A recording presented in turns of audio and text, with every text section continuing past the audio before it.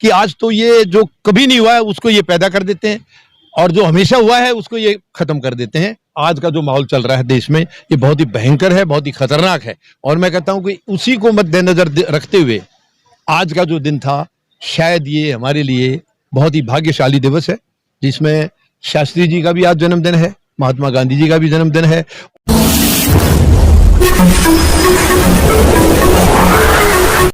देखिए अब इसमें एक्चुअली बहुत सारे सवाल तो आपको वर्तमान में जो सत्ता में बैठे हैं ना उनसे पूछना पड़ेगा, क्योंकि ये हर चीज को अपने तरीके से मोल्ड कर रहे हैं, अपने तरीके से डाइवर्ट कर रहे हैं। अदरवाइज आज मेरे ख्याल में गांधी जी के बारे में जितनी भी भ्रांतियां थी वो सारी राकेश रफीक जी ने जब शुरुआत हुआ था पहले भाषण में ही उन्होंने सारी क्लियर कर दी थी। और बाकी आज तो ये जो कभी नहीं हुआ है उसको ये पैदा कर देते हैं और जो हमेशा हुआ है उसको ये खत्म कर देते हैं। आज का जो माहौल चल रहा है देश में ये बहुत ही भयंकर है, बहुत ही खतरनाक है और मैं कहता हूं कि उसी को मद्देनजर रखते हुए आज का जो दिन था शायद ये हमारे लिए बहुत ही भाग्यशाली दिवस है, जिसमें शास्त्री जी का भी आज जन्मदिन है, महात्मा गांधी जी का भी जन्मदिन है। और ये लोग आप देखिए ना, इनके जो गोडसे के नारे लगा रहे वो संसद बनकर बैठे हैं। आप इसमें देखिए, आप संसद में ये 70 पूरा होने से पहले कितनी भद्दी भद्दी गालियां थी। क्या वो आदमी संसद में बैठने लायक है? यानी उसको ये लोकतंत्र का मंदिर बताते हैं। मंदिर में आप भी जाइए, देखिए हर आदमी अपने अपने धर्म के हिसाब से पूजा करता है अपने भगवान की, कोई जिसका भी इष्ट देव जो भी है। लेकिन मंदिर में शायद हम लोग गंदगी लेकर तो नहीं जाएंगे और ये गंदगी लेकर के वहां बैठते हैं। तो ये उनकी नहीं है, ये उनको बताया गया है, ये उनको एजेंडा दिया गया है। ये वही ये देखे बताया जाता है इनको। इससे पहले आपने देखा होगा जो कानून मंत्री थे उन्होंने माननीय सर्वोच्च न्यायालय के खिलाफ क्या नहीं बोला, काफी वकीलों के खिलाफ भी बोला, काफी जजेस के खिलाफ भी बोला है। और वो अपनी मर्जी से नहीं बोल रहे थे, उनको बुलाया जा रहा था। बेशक उनको वहां से हटाना पड़ा है वो एक अलग बात है, लेकिन ये इनका एजेंडा तय है किसको कब कब बोलना है, कैसे कैसे बोला। गंदी भाषा केवल इनसे कह के बुलाई जाती है, अपने आप कोई नहीं बोलता है। अदरवाइज तो एक सांसद जो बन रहा है, सांसद का तो आचरण उत्तम होना चाहिए। यानी जिस हल्के का वो प्रतिनिधि है, जिन लोगों का, वो लोग तो उसको ये समझ के चुनते होंगे ना कि भाई ये हमारे अंदर सबसे बढ़िया है और हमारे हितों की रक्षा करेगा। किसके तरफ इशारा है कि कौन बुलवा रहा है? फॉलोवर ज्यादा बढ़ रहे हैं अभी वर्तमान में तो बढ़ ही रहे हैं ये, क्योंकि इनकी दुकान उसी से चल रही है। आज देखिए देश में राजनीति तो हो ही नहीं रही है, राजनीतिक दुकानें चल रही हैं और इनकी दुकानें उसी से चल रही हैं। ये किस दिशा में ले जाएंगे? जब आप बताइए, खुद प्रधानमंत्री महोदय शाम को एक बयान देते हैं, रात ऊपर से गई, सुबह और बयान हो जाता है, शाम तक वो फिर तीसरा बयान हो जाता है। आप आर्मी से रिटायर, हाँ, आर्मी में रहकर सेवा की आपने। करेक्ट। सवाल ये भी बनता है कि एक रिटायर फौजी क्या सोचता है आज के वर्तमान समय में?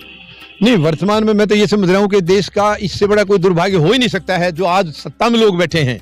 आप ये बताइए, आजादी के टाइम में जब लड़ाई लड़ी जा रही थी, कितने सालों से लड़ाई लड़ी थी, कितने लाखों उसमें अपनी शहीदियां देंगे, उसमें इनका क्या योगदान है? इनका कोई योगदान है तो आप बताइए। इनका जीरो योगदान। और आज ये कह रहे हैं कि देश को हम ही चला रहे हैं और इनके कुछ आदमी बता रहे हैं कि देश तो आजादी 2014 से हुआ है। ये लोग ये कहते हैं कि दो दल थे, एक नरम दल था, गरम दल था, ये नरम दल से थे।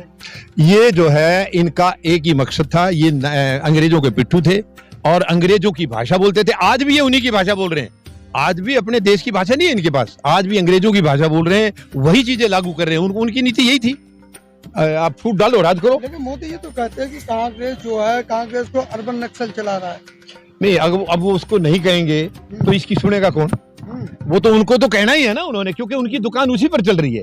अब उसको अच्छा कैसे कहे? अब देखिए, एक आदमी को, मैं किसी को अच्छा या बुरा नहीं बता रहा हूँ, लेकिन उनके जो पूर्व अध्यक्ष हैं राहुल गांधी, उनको पप्पू साबित करने में कितने करोड़ों रुपए खर्च हो गए, हजारों करोड़ रुपए खर्च हो गए, लेकिन वो पप्पू साबित फिर भी हो नहीं पाया इनसे। अब ये मार खा गया। अब ये और क्या गेम खेलेंगे? मैं किसी कांग्रेस के पक्ष में या इनके पक्ष में नहीं हूँ, लेकिन जो सच्चाई है, जो राहुल गांधी हिंदू भी तो नहीं है। नहीं, हिंदू और मुस्लिम की तो इसमें बात आनी नहीं चाहिए, जाति और धर्म की बात क्यों आती है? ये बातें यही फैला करके तो वो अपनी दुकानें चला रहे हैं। हिंदू, क्रिश्चियन या इसमें मुस्लिम है, इसका तो कोई जिक्र नहीं ना। जिक्र है इंसान का, वो इंसान है या नहीं है, हमें ये देखना है। आज जो बैठे हैं उनके अंदर आप बताइए इंसानियत कहां से है?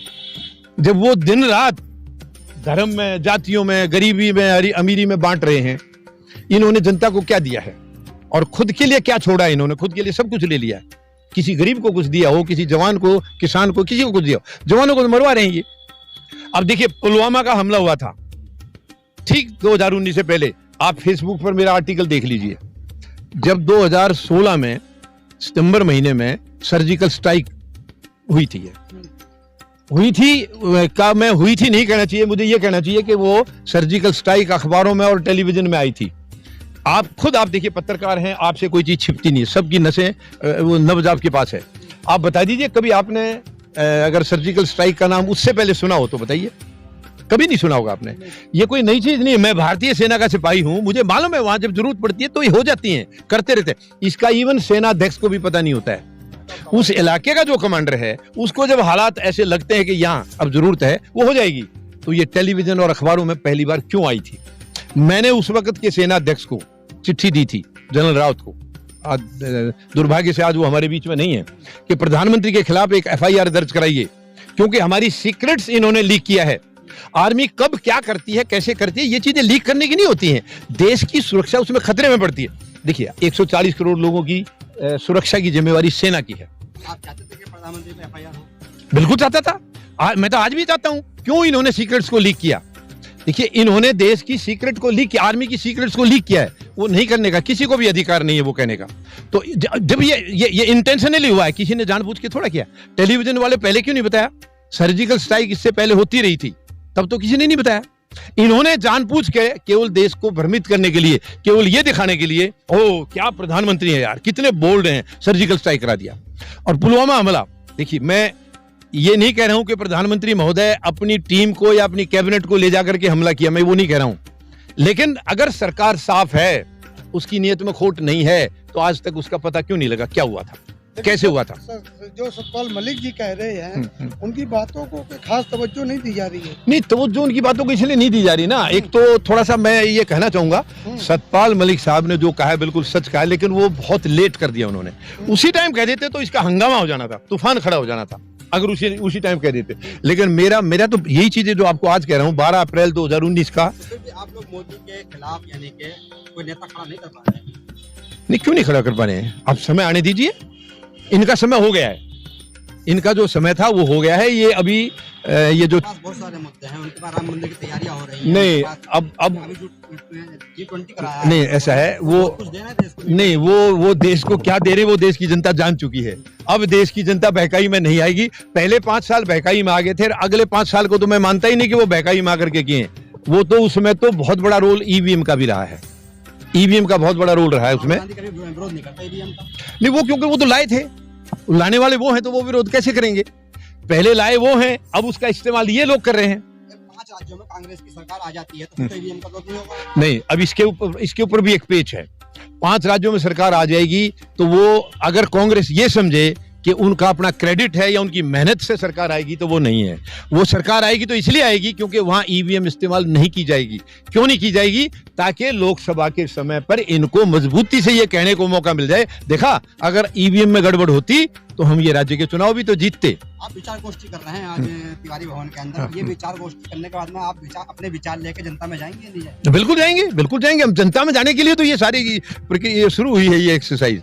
और जनता में जाएंगे, और मैं आपको ये भी विश्वास दिला रहा हूँ, आप तो यही हैं और आप ही लोग हमारे बीच में आएंगे, और दूसरे तो नहीं आएंगे। वो मीडिया तो खत्म हो चुका है। हम आज जो संकल्प यहाँ ले रहे हैं उसको पूरा भी करके दिखाएंगे। लेकिन सर आज तो आप लोगों का साथ चाहिए, आपका साथ मिलता रहा तो आज जो संकल्प हम लेंगे वो आप अप्रैल मई में पूरा होता देखेंगे। सर सवाल ये है कि जो आज शास्त्री जी की भी जन्म शताब्दी है, जन्मदिन है, तो जो शास्त्री जी का नारा था जय जवान और जय किसान, तो किसान और जवान इन्हीं पे ज्यादा वो दिख रहा है। नहीं, देखिए शास्त्री जी ने नारा दिया था जय जवान जय किसान, क्योंकि उन्हें मालूम था जवान और किसान इस देश के लिए क्या मायने रखता है। लेकिन आज इनका नारा है मर जवान मर किसान। आप देख लीजिए, जवान के लिए अगर कोई नीति नहीं है, या किसान को तो अभी आपके कुछ ही दिन हुए हैं, 13 महीने किसान वहां बैठा है, और वो कोई और वर्ग होता तो शायद नहीं जीत पाता इनसे। वो किसान था इसलिए वो टक्कर लेगा। लेकिन अब मैं आपको यकीन दिला रहा हूं, ये जो चौथे आंदोलन का जो संकल्प आज लिया जा रहा है, ये फलीभूत होगा, ये सफल होगा। लेकिन सर जवानों की तो मोदी जी काफी तारीफ करते हैं। ये केवल तारीफ करते हैं, मैंने आपको बताया ना, वो हर चीज का इवेंट बनाते हैं। हमारे प्रधानमंत्री महोदय इतने बड़े कलाकार हैं ये एक्चुअली राजनीति में नहीं आना चाहिए था, इनको कहीं कलाकारी में जाना चाहिए था। बहुत बड़े वो इवेंट कब बनाना, कैसे बनाना, आप देखिए। अभी भोपाल में क्या बोला था, पहले दिन भोपाल में सीना ठोक करके देश का प्रधानमंत्री कह रहा है कि ये लोग जो ओपोजिशन वाले गारंटी दे रहे हैं, मैं भी गारंटी दे रहा हूं कि जो भ्रष्टाचारी वो जेल में होंगे। खुद बोला है, आपने सबने सुना है। और नाम लेके कहा है, नाम लेके कहा शरद पवार के भतीजे का, अजीत का नाम लेके कहा है कि 70,000 करोड़ का घोटाला है और वो जेल में होगा। अगले दिन उसको उप मुख्यमंत्री बना दिया। क्या वो जेल है? उप मुख्यमंत्री का कार्यालय या निवास जो भी है वो जेल, मुझे तो आज तक नहीं लगा कि वहां जेल है। तो उसका मैं ये कह रहा हूं, देखिए मैंने ना तो उनके मुंह से सुना है ना मैंने कहीं पढ़ा है, लेकिन मैं अंदाजा तो कोई भी लगा सकता, आप भी लगा सकते हो। अंदाजा मैं ये लगा रहा हूं कि शायद अजीत पवार को ये बोला होगा, यार तूने पहले किया केवल 70,000 करोड़ का, वो तो बहुत कम था बेटे, तेरे को दोबारा मौका दे रहा हूं, अब करो, मेरे लिए भी करो और अपने लिए भी करो। अगर ये ना हो तो उसका मीनिंग फिर वो जेल तो नहीं है। वहां एक प्रधानमंत्री देश का बोलता है मैं जेल में डालूंगा और फिर वो उसको दोबारा वही पद, मतलब पद भी और वही महकमा भी दे रहा है, तो उसका मीनिंग मेरे अंदाजे में तो ये है कि भाई पहले जो किया वो तूने कम किया और अपने अपने लिए किया, अब तुम दोबारा करो, अच्छा करो, खुद के लिए भी और मेरे लिए भी। मैं तो ये मतलब समझता हूँ।